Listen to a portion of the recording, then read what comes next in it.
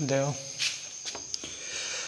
Next heading पढ़ना था का कल गुरुत्वीय आयस्क का हम पढ़ रहे थे सांद्रण, और कल देखे थे कौन सी विधि था, गुरुत्वीय पृथक्करण विधि द्वारा आयस्क का सांद्रण किए थे। आज है दूसरा हेडिंग क्या, फेन पलावन विधि या फिर इसी को कहते हैं झाग पलावन विधि। ठीक है, इसमें क्या करते हैं, एक पात्र लेते हैं,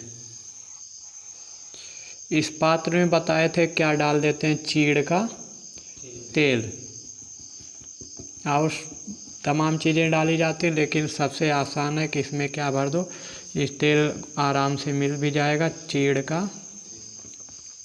तेल डाल देते हैं। चीड़ का तेल डालने के बाद क्या होता है, इसमें हम डाल देते हैं वो जो अयस्क का वो हमको सांद्रित करना उस अयस्क को, और इसमें लगा देते हैं एक नली फूंक मारने के लिए। ठीक है, इसमें एक कुछ इस तरह की नली लगा दी जाती है। ये नली ऊपर से आपका खुला रहता है, ऊपर नीचे से। ठीक है, तो इसमें क्या किया जाता है, आपका बाहर से हवा भेजा जाता है, हवा भरा जाता है बोल सकते हो। यहाँ से क्या डालते हैं, वायु, अब मुख द्वारा किसी द्वारा, और यहाँ पर आपका इसमें भर देते हैं अयस्क।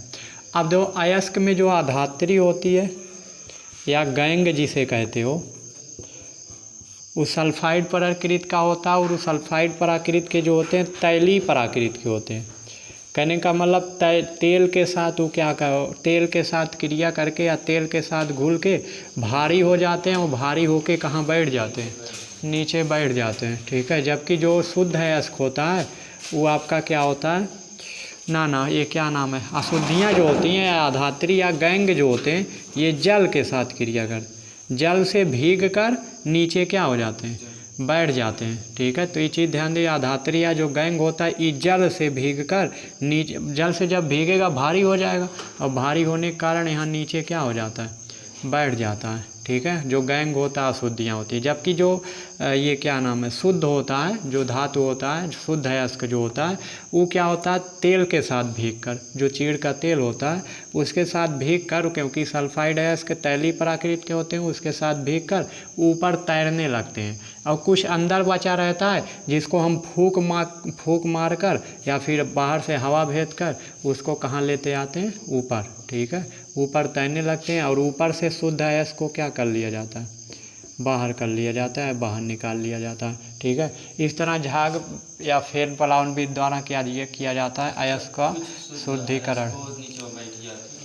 अरे उतना तो ना के बराबर बैठेगा ही। ठीक है, तो चीड़ का तेल लेते हैं एक पात्र में, उसमें क्या करते हैं और क्या डालते हैं, जिस अयस्क का हमको क्या करना है, शुद्धिकरण करना, उसको डाल देते हैं। तो दोनों को डाल के उसके बाद इसको बढ़िया से इसमें हिला दिया जाता है। ठीक है, या वायु भेजा जाता है बाहर से उसको मिलाने के लिए।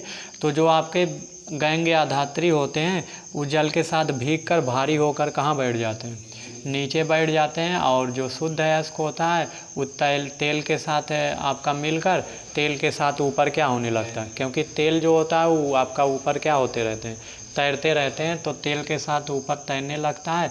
तो इस तरह ऊपर से हम शुद्ध अयस्क को क्या कर लेते हैं, बाहर निकाल लेते हैं, और नीचे बैठ जाता है, मिट्टी या अशुद्धियाँ रह जाती हैं केवल। ठीक है, इस तरह आपका झाग पलावन या फेन पलावन विधि द्वारा क्या किया जाता है, अयस्क का शुद्धिकरण किया जाता है। ठीक है, इसके बाद है आपका विद्युत चुम्बकीय विधि, उसको देखते हैं। तो इसको लिख लो, पहले लिखा है। अगला हेडिंग है तीसरा, विद्युत चुम्बकीय पृथक्करण विधि। इसमें ध्यान दीजिएगा, उन्हीं अयस्कों का सांद्रण किया जाएगा जिसमें कौन सा पदार्थ मिला हो, जिसमें चुंबकीय अशुद्धियाँ हो।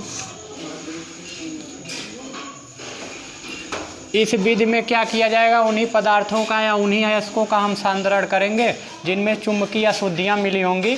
तो ये इसमें होता क्या है, इसमें देखो दो ये रोलर लगे होते हैं, एक ये वाला एक ये वाला। एक कैसे रोलर हो, ये जो होता है एक आपका चुंबकीय रोलर होता है, ये जो होता है एक चुंबकीय रोलर होता है।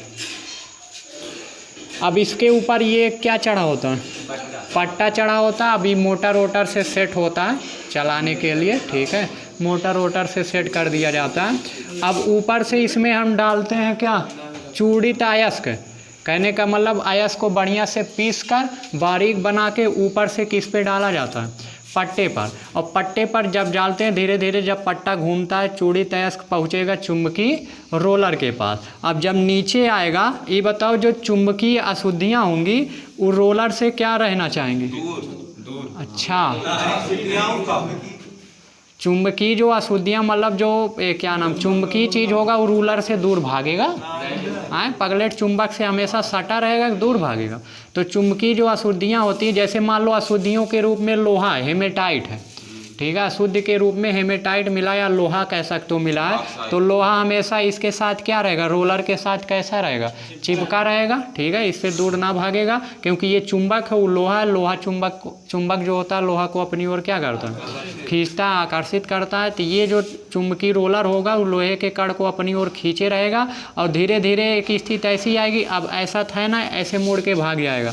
एक स्थिति ऐसी आई रोलर के पास धीरे धीरे जो छोटे छोटे कण होंगे अशुद्धियों के, चुंबकीय अशुद्धियों के, वो इसी नीचे एक पात्र रख दिया जाता है, इसी पात्र में क्या हो जाते हैं। जबकि जो वो क्या नाम है चुंबकीय पदार्थ जो उसमें नहीं होते, यानी जो शुद्ध अयस्क होता है, या बोल सकते हो जिसमें, हाँ, ऐसा अयस्क जिसमें आपके जो शुद्ध अयस्क होता है, बोल सकते हो चुंबकीय इधर चला जाता है, लेकिन जो बचता है अयस्क में जो रह जाता है या जो बच जाता है वो कहाँ चला जाएगा, चुंबकीय ना होने के कारण यहीं से ऊपर से कुछ दूर गिर जाता है और यहाँ दूर एक पात्र लगा देते हैं, एक बर्तन लगा देते हैं, इसी बर्तन में वो क्या हो जाता है, एकत्रित। तो जो अचुंबकीय पदार्थ होते हैं, मतलब जो चुंबक की ओर आकर्षित नहीं होते, उन्हें अचुंबकीय पदार्थ कहते हैं। वो अचुंबकीय पदार्थ क्या होते हैं, चुंबक से उनका कोई रिलेशन नहीं होता, ये उससे अट्रैक्टर नहीं होते, तो यहीं ऊपर से ही कहाँ चले जाते हैं, दूर गिर जाते रहे। जब ऐसे आएगा खुद ही सोच सकते हो, इससे चिपका थोड़ी रहेगा,